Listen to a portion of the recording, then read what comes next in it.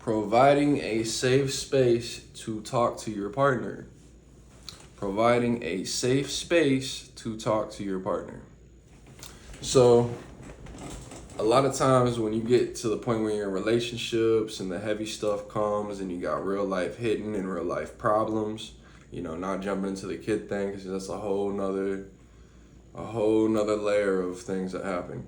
But as far as just you and the other person and y'all going through life together, there's gonna be many times that you all need to sit down and talk things out to figure out one, where y'all are at, how y'all are feeling about things, what y'all's goals are, what y'all are trying to do, stuff like that, and just kind of give each other the space to speak without cutting someone off, without getting upset, without brushing someone off, without making someone feel like they're not being heard. But there is the opposite side of this that a lot of times it's females, dudes do it too, but where they can use this, oh, you don't hear me, you don't see me, you don't listen to me type deal, and try to flip the whole scenario on to you. You see what I'm saying? And deflect whatever you're talking to them about. So be aware of that. But besides that, creating a safe place to speak and tell the truth to your partner about how you really feel is very important for the length of your relationship. Like if you really want it to be long lasting and you want something real from it, you have to check in with your partner just on life and goals and current positions. Like maybe your partner is going through something really hard and they need someone to talk to. As when you're in a relationship, you're supposed to be able to be there for that person when they need to talk about something, or when they need concern and discernment, because that's the only really way you can help someone, besides like giving them money, but that doesn't really help them because they end up back in the same situation anyway. So concernment and discernment is the only things you can do to help people. So whenever your partner is in a position where they need to be heard and felt, sometimes you don't even gotta say nothing. And I know that confuses a lot of dudes. It confused me for a long time.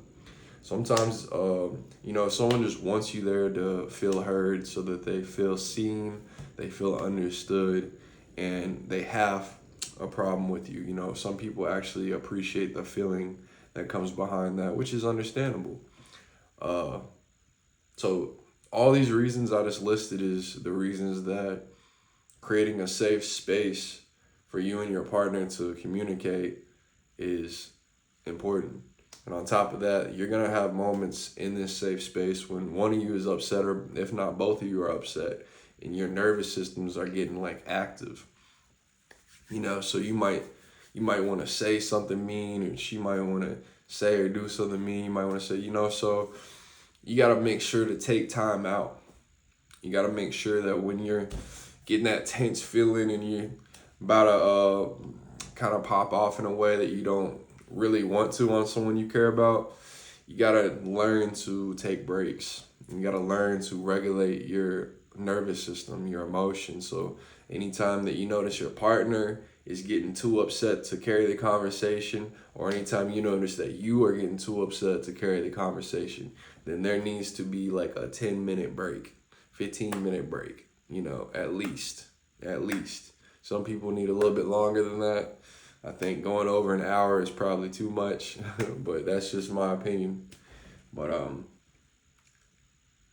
yeah, because at that point you're kind of like just avoiding and deflecting, which, it happens, but that's not good for relationships. So I just want to make everyone aware of how important it is to create a safe space for not only your partner, but you to both speak and talk about y'all's feelings so that y'all can actually progress together, It's all love, everyone. I'm out.